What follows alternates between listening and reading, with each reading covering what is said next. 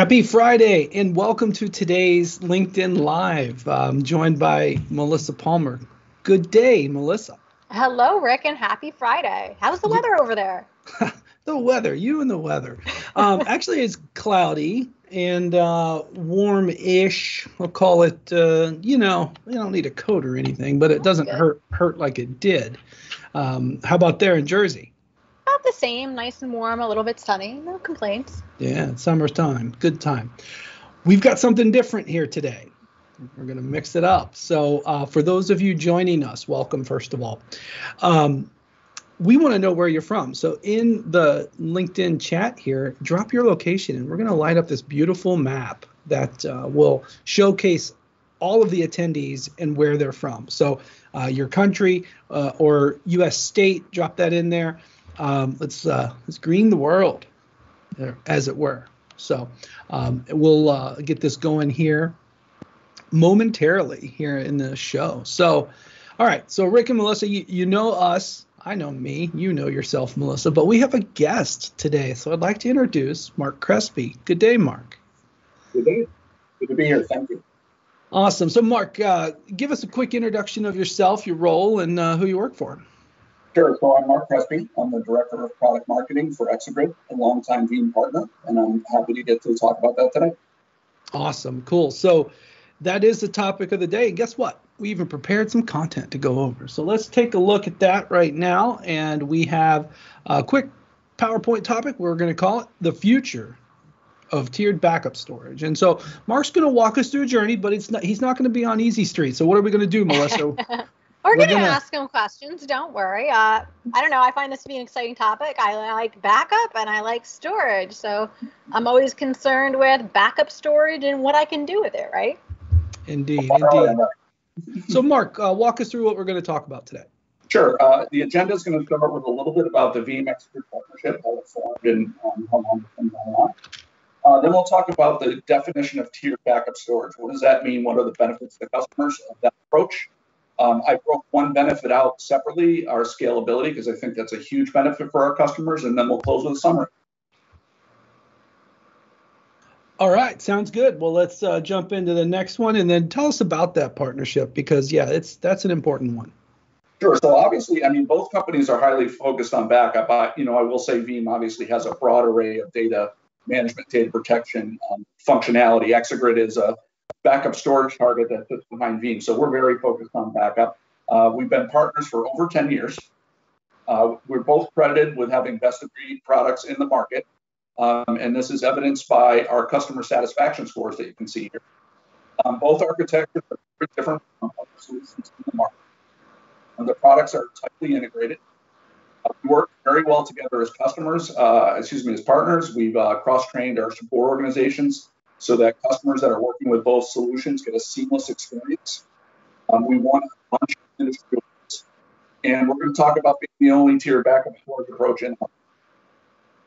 Yeah, and one thing that I think is a little funny is the very first backup repository I ever worked with in Veeam was an ExaGrid. So I can say, as someone who is new to Veeam and all these things and what they meant, setting up my ExaGrid was actually pretty seamless and has been working pretty well since. So they do integrate very well. Very simple to use, just like Veeam. Yeah, good piece of trivia. And, Marc, you said integrated for over 10 years now. Now, I don't always tell jokes, Marc, but I will on LinkedIn Live completely unprepared. But this will win everyone a bet. Like, if you want to get a free drink at the bar, bet somebody. Who was the first storage integration that Veeam ever had? The reality is it is ExaGrid, and it was done by ExaGrid because, that's one of the great techniques that you guys have done over the years. Like you've had an integration on the receiving end of our data before even the data mover that we have now. So anyways, really, really good stuff. So let's go to the next slide here and tell us a little bit more about how it works. Yes, so we coined the phrase tiered backup storage, and the idea is to combine what we call the best of both worlds. And what is the best of both worlds? Well, first thing customers want is they want performance, both in terms of the speed of backups as well as the speed of restores, especially advanced restores like instant VM recovery, which Veeam pioneered, and so on. Beyond that, they need to keep retention. weeks, months, potentially years worth of backups to meet company policy, to meet regulatory requirements, et cetera. And in that case, that's where deduplication comes into play to keep the economics under control. So the pros of that are, less disk usage. We also have a very advanced ransomware recovery option. We're not going to get in a lot of detail about that today. We've eliminated the idea of forklift upgrades, customers having to replace entire systems periodically. And we've also eliminated obsolescence. So we never tell a customer they can't run a product. They upgrade on their time frame, not ours. So that brings up a good question that I've got. And, when I hear this phrase long-term retention, I talk to shed loads of different types of customers, Mark. How long is long-term? And, in terms of the storage that you have? Yeah, I think the answer would be it's somewhat subjective. Many customers keep 4, 8, 12 weeks, maybe 12 weeks starts to get into the long term. But we have a number of customers, if you look at certain industries like healthcare, financial, where they're mandated to keep months, years. I know in Texas, for example, they have to keep medical records for 7 to 21 years. Wow. I speak to some organizations that actually have a different problem, and they just aren't actually sure how much or how long they need to retain. So they've gotten into the retain everything forever scenario, which is, a lot of times I kind of feel that those types of organizations don't have a good handle on their requirements, or there's a lot of different types of potentially regulated environments that are intermixed, right? So they just kind of go with the highest common denominator or the longest term retention or something like that. So yeah, that's a good explanation. So, these types of storage technologies work well for that, it sounds like. And correct me if I'm wrong, but the more you retain, the better the storage efficiency over time. Is that correct?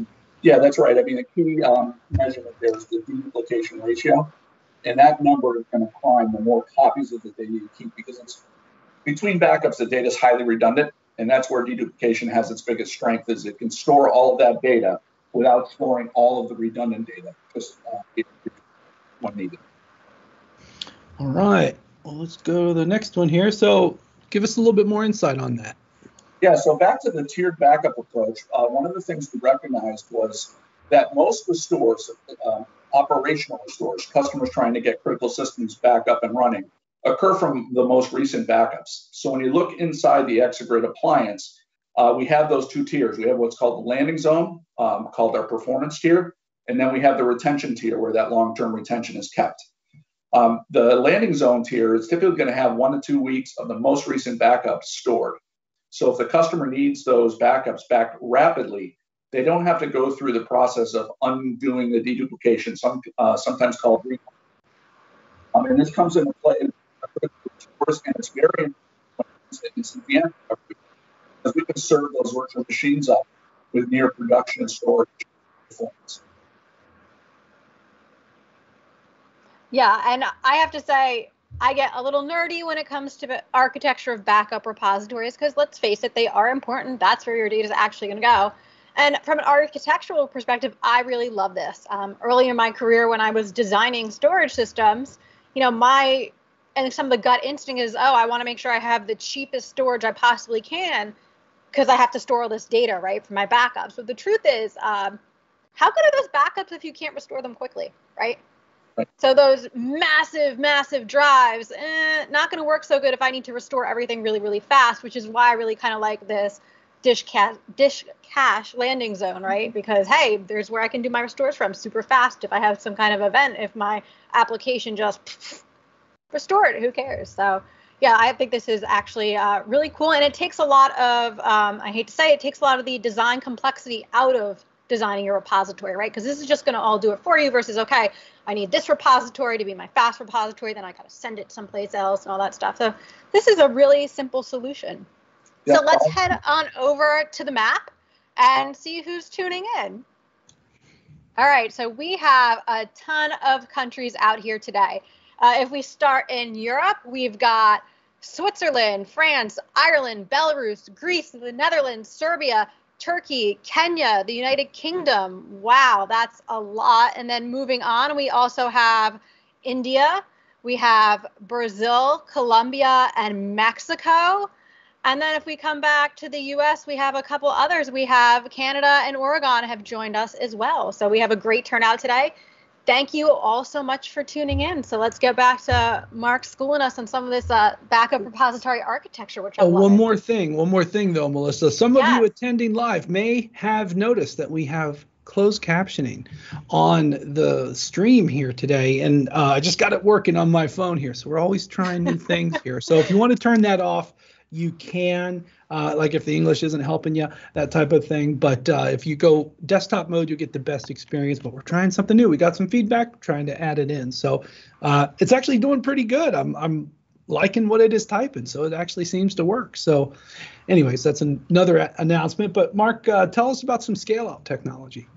Sure. So, one of the other things we recognize, in addition to having a tier, how do we tackle the problem of data growth? Customer data is growing. I very rarely heard a customer who's just flat shrinking. So we hear anywhere from 30% to 100% a year, and so on. And there are a lot of solutions on the market that provide you with sort of a single computing element, and then you expand by adding just more disk. Obviously, especially in a deduplication, it's hard. Just adding capacity will work, and your performance is going to degrade as more work comes into that computing resource. So we decided up front that we would be a scale out, which means that every time one of our customers expands, we add a fully functional appliance into that what we call site or grid.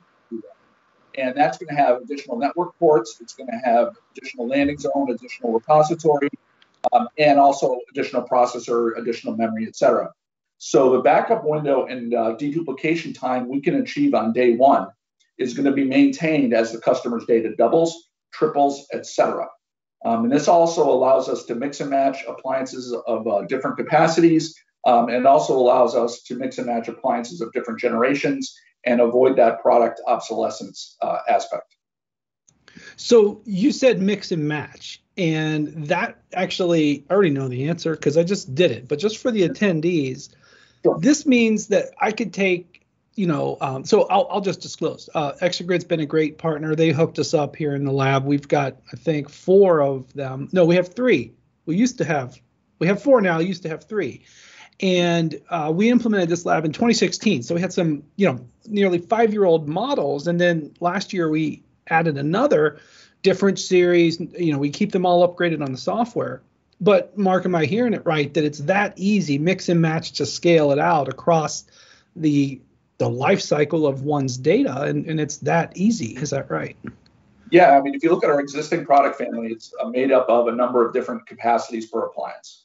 And a customer can expand in whatever amount they need. They don't have to overbuy. We don't force them to underbuy to save money, et cetera. Also generationally. So when we come out with a new appliance, and we do so every 12 to 18 months, our current customers don't panic thinking we're going to end of life what they already own.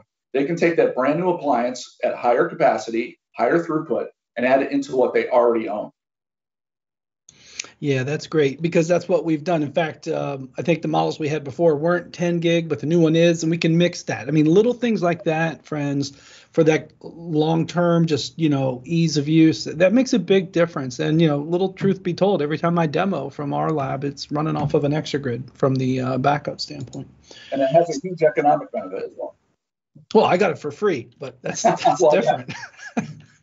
So sorry, that's not normal, guys. That's partners being partners in the market. That part is normal, but no, I shouldn't have said that, because that's unique to our situation. But tell us a little bit more about the tiering, Mark. Yeah, so to summarize, so the tiering helps in 2 ways. One is it provides a very short backup window because we've eliminated the concept of inline deduplication processing in storage, which can slow backups down, and therefore we've got the fastest possible backups, which result in a short backup window, which is a key concern for most IT departments. Then, because of that landing zone performance tier architecture, we keep most recent data in its entirety, just as Veeam has written it. And therefore, we avoid the rehydration penalty of putting deduplicated data back together for the 95% of the restores that customers are going to do. And again, more importantly, for instant VM recovery, where you want production level quality and performance, because users are actually going to use these systems. And if the systems are degraded because you're fighting deduplication, then users are less productive, and that has a hidden cost to organizations. And then finally, we can scale out our systems. We go up to 2.7 petabyte of a full backup in a singly managed system. All of the appliances in that system cooperate. You manage them through a single UI. They do automatic load balancing. So it really, despite the fact that it's multiple appliances, they're all connected together in a site, and you manage them as a single entity within that site. And I think you really hit it, right? Management of all this stuff. We don't want it to be difficult. We don't want it to be hard. Super easy, super seamless. And I have used the UI as well. Very simple to set up. Like Rick made me set up my own folders and everything, and just kind of gave me the keys to everything when I got to Veeam. Was like, good luck with that, have fun. And I did. It wasn't that difficult at all. And remember that it's all about recovery, and I'm going to keep saying that over and over and over. And I love the fact that those recoveries are so super fast when we're using that fast tier storage.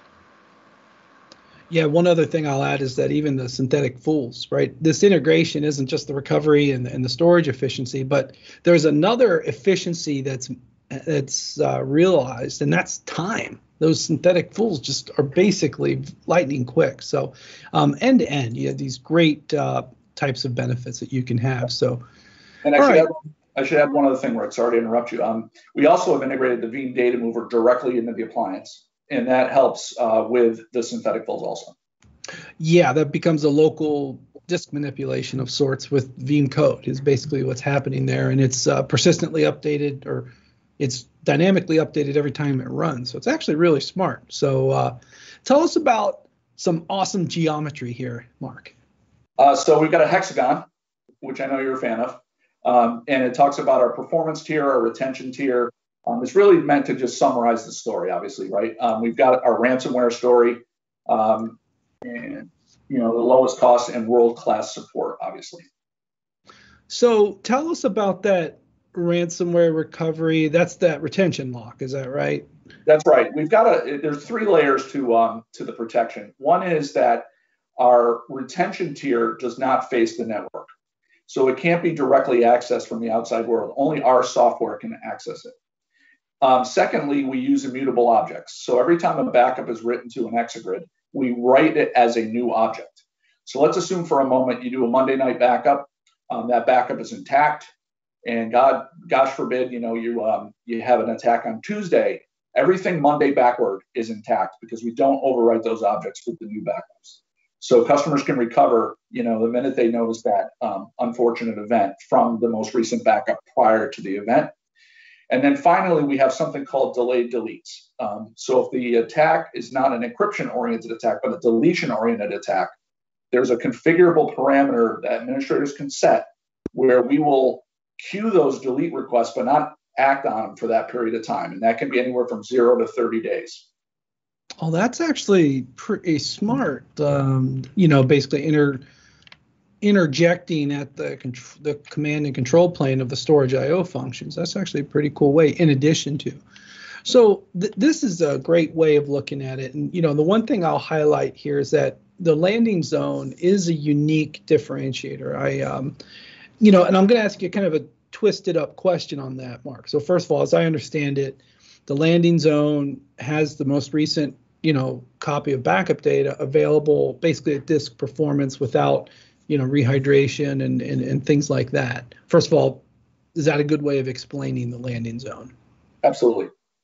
Now, the reverse is this true that it basically doesn't get a storage efficiency, meaning, so there's a slight, if you have all of this storage efficiency with deduplication, which is great, yeah. The trade-off is you consume a little bit more for this, but back to Melissa's point, if you want to use it, you want it to be fast, right? So I think this is a very, very fair trade-off in regards. And I can also tell you guys from my own environment here, we cannot fill the thing up. Okay. And believe me, I've tried. Yeah, we've tried. And we actually do, I do some like IO simulation type stuff that generates random. I do a bunch of, ready for this, how bad I do this? I do instant VM recovery demos from this thing where I'm like like timing everything because I'm doing the whole demo, and it takes about like 6 minutes to recover my VM or whatever from soup to nuts. So I use it all the time. Yeah, that's the only backup storage we have in our lab, right? So it feeds the demos that we do and stuff like that. So but when we look at the support team, both that you mentioned that they're cross-trained. The other kind of angle that I think is what I observed in the market is the people who are in this space, right? People who are having to manage the overall storage associated with their secondary data, their backup data. They actually just want something different. They're tired of some of the problems they had on some of the other ones, whether it's support, whether it's overall cost of ownership. I hear that a lot. And I sit in the middle, right? Veeam doesn't make storage. We're at the crossroads of data, but we don't really go into either end of it. We see a lot of primary storage. We see a lot of secondary storage. So we have an interesting perspective on things. But no, this was a really good overview, Mark, and really appreciate that. And then one thing I'll highlight also is that we have a bunch of resources over at the Veeam website and over at the ExaGrid website. So these QR codes, you can go right to the solution pages. Both the Veeam solution page and the ExaGrid solution page. I can't remember which one I put first on there, but it goes to the right spot. And then throughout the websites, we've got great amounts of on-demand webinars, some white papers, our help center docs. By the way, we have KBs and stuff that will outline how the different solutions are working together. And one thing I'll highlight, Mark, is that what we've done is pre-fill some of the options. And what I mean by that is if we say it's an ExaGrid, then we'll automatically set job settings to be optimized for that target. So that was maybe 2-3 years ago, I think, that Veeam started doing that. But that was a big step, and good stuff. So we should be going to the map here in just a moment when we're ready for that. But the other thing I'll also say is if anybody has any tech questions, you can drop these in. All right, producer, just let me know. The map is ready. Let's take a look at that. So we've got a couple of new, we got Maryland in the U.S., South Carolina, welcome. We've also got Indonesia. We've got Indonesia, that's late. Or maybe it's early, I don't know, but I'm impressed. Indonesia, Chile, Saudi, Iran, welcome. Germany, we've had a lot of new countries here. That's good. A couple new. I don't have the list. I'm testing my geography. Swiss, welcome. Turkey, welcome. Uzbekistan, I think I saw in there. That's great. So again, welcome everyone. Thanks for letting us know where you're from. Saudi as well. So Ricky from South Carolina, chill. Awesome. So anyways, hey, Marc Crespi and the ExaGrid team, thank you so much for joining us here on the LinkedIn Live. Thank you for having us. Appreciate it. Melissa, thank you as well for co-hosting and winging this out with me. I appreciate it. Thanks for having me, Rick. I always love learning something new. Awesome. That's true. I learned a little bit as well. I've been using ExaGrid for 11 years here at Veeam, and I've learned something. So that's good stuff. All right. Well, on behalf of the Veeam global marketing team, who are the promoters and producers and social media doers who have brought this production to you, I'd like to thank them, first of all, and then thank Mark, Melissa for their help, and thank you all for watching. And that concludes today's broadcast. Thanks, everybody.